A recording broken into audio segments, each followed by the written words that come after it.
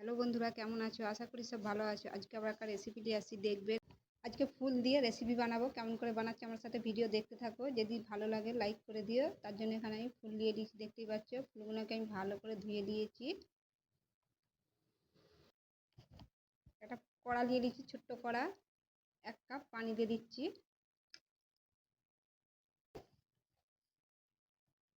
পানিটা ফুটিয়ে দিচ্ছি 1 কাপ পানি দিয়ে। বস করে দিয়েছি গ্যাসে। এই দেখো পানিটা ফুটে গেছে, কত সুন্দর কালার বেরিয়ে গেছে, দেখতেই পাচ্ছ। এই দেখো ভালো করে ফুটিয়ে দিচ্ছি। এই দেখো ভালো করে ফুটিয়ে দিয়েছি, দেখতেই পাচ্ছ কালার বেরিয়ে গেছে। এটা এবার ছেঁকে নিচ্ছি। এই দেখো ছেঁকে নিয়েছি। 1 কাপ পানি দিয়েছিলাম, হাফ কাপ হয়ে গেছে। এখানে একটা পাত্র নিয়ে নিচ্ছি। আর 1 কাপ সাবু নিয়েছি, ছোট সাবু নিয়েছি, তোমরা বড় সাবুও দিতে পারো। সাবুটা ঢেলে দিচ্ছি। 1 কাপ সাবু নিয়েছি আর হাফ, দেখতেই পাচ্ছ, হাফ করে নিয়েছি। পানিটা দিয়ে দিচ্ছি, এবারে কালার পানিটা ঢেলে দিচ্ছি। এটা ঢেলে 10 মিনিটের মতন ভিজাতে দিয়ে দিচ্ছি। পানিটা আমি সব দিয়ে দিচ্ছি। 1 কাপ সাবুয়ে হাফ কাপ পানি দিচ্ছি, দিয়ে এটা ভিজাতে দিয়ে দিচ্ছি। দিয়ে 10 মিনিটের মতন এটা ভিজাতে দিয়ে দিচ্ছি। সাবুটা আমি 10 মিনিটের জায়গায় 15 মিনিট রেখেছিলাম। সাবুটা ভালোভাবে ভিজে গেছে, দেখতেই পাচ্ছ। সাবু ভিজে গেছে। সাবুটা আধ ঘন্টাও রাখা যাবে ভিজিয়ে।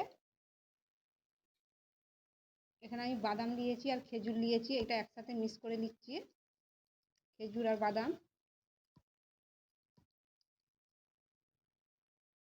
খেজুর আর বাদাম মিক্স করে দিয়ে একটু ছোট ছোট গোল গোল করে নিচ্ছি। এই দেখো এরকম গোল গোল করে নিয়েছি খেজুর আর বাদামগুলো। এটা আবার একটু একটু করে নিয়ে নিচ্ছি হাতে করে।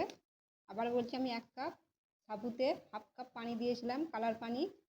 এটা ভালো করে গোল গোল করে নিচ্ছি এরকম করে, দেখতেই পাচ্ছ। বিছখানটা একটু এরকম গোল করে নিচ্ছি, বাটির মতন।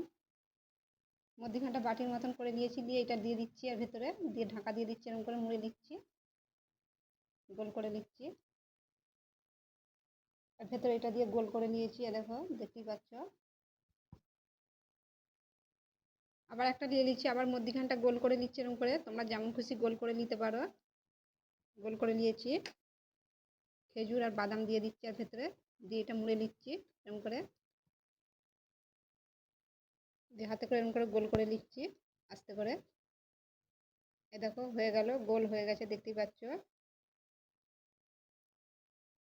সবগুলোই গোল গোল করে নিয়েছি। তোমরা তোমাদের সাইজ করতে পারো, ছোটও করতে পারো। আমি একটু বড় বড়ই করেছি, দেখতেই পাচ্ছ।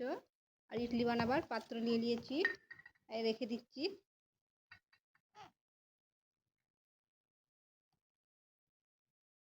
সাবুটা কিন্তু আমার খুব ভিজেনি, দেখতেই পাচ্ছ, দানা দানা আছে একটু। দিয়ে দিয়েছি, এটা এবারে ভাপিয়ে নেবো। এখানে আমি ইডলি বানাবার পাত্র ওয়াশ করে দিয়েছি, পানিও দিয়ে দিয়েছি। পানিটা গরম হয়ে গেছে, দেখতেই পাচ্ছ। এবার দিয়ে দিচ্ছি। এবার দিয়ে দিয়েছি, দিয়ে ভাপিয়ে দিচ্ছি 15 মিনিটের মতন। ঢাকা দিয়ে দিয়েছি। 15 মিনিট হয়ে গেছে, খুলছি এবারে ঢাকাটা।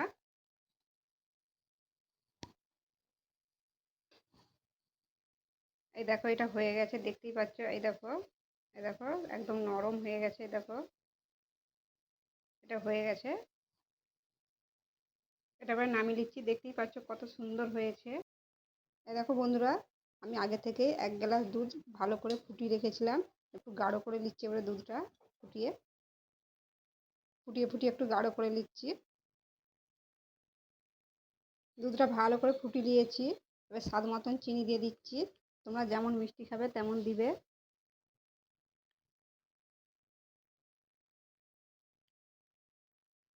চিনি দিয়ে ভালো করে ফুটিয়ে দিচ্ছি। আমি বেশি চিনি দিইনি, 4 চামচ দিয়েছি চিনি। তোমরা তোমাদের পছন্দ মতন চিনিটা দিবে, যেমন মিষ্টি খাবে। চিনিটা দিয়ে দুধটা আমি ভালো করে ফুটিয়ে দিয়েছি, ফুটানো হয়ে গেছে। এটাও নামিয়ে দিচ্ছি, দেখতেই পাচ্ছ। ফুটিয়ে দিয়েছি ভালো করে, গাঢ় গাঢ় হয়ে গেছে, একটু মালাই মালাই হয়ে গেছে।